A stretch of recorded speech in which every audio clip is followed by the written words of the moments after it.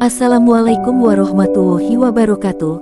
Teman-teman, di video kali ini, kita akan membahas orang-orang yang sholat bersama setan.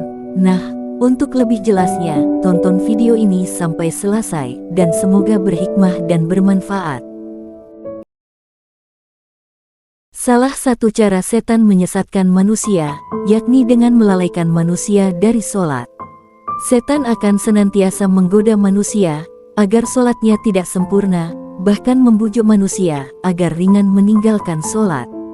Karena itu, Rasulullah bersabda, jika panggilan sholat atau azan dikumandangkan, maka setan akan lari, sambil mengeluarkan kentut, hingga ia tidak mendengar suara azan. Apabila panggilan azan telah selesai, maka setan akan kembali. Dan bila iqomat dikumandangkan, setan kembali berlari, dan jika iqomat telah selesai dikumandangkan, dia kembali lagi, lalu menyelinap masuk kepada hati seseorang seraya berkata, ingatlah ini dan itu. Dan terus saja dia melakukan godaan ini, hingga seseorang tidak menyadari berapa rakaat yang sudah dia laksanakan dalam sholatnya. Hadis riwayat Bukhari. Padahal sholat adalah ibadah yang paling utama, dan yang pertama kali dihisab. Tentunya setan tidak akan mudah membiarkan manusia menyembah Tuhannya. Setan akan terus menempel bersama orang yang sholat, agar salatnya tidak khusyuk. Disebutkan ada orang-orang yang sholat bersama setan, mereka adalah sebagai berikut.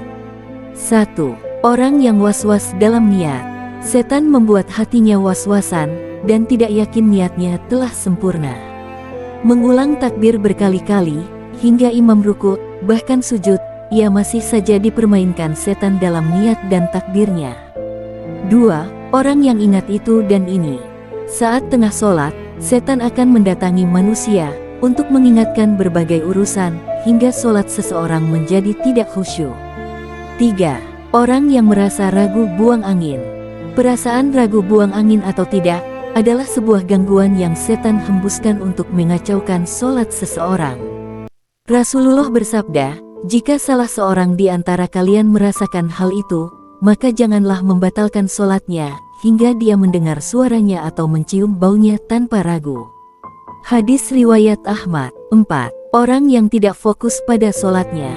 Setan akan membuat seorang yang sedang sholat, menjadi tidak fokus dengan mencuri perhatiannya, menjadikan orang yang sedang sholat menengok ke sana kemari, membaca tulisan di depannya, atau teralihkan oleh dering telepon genggamnya.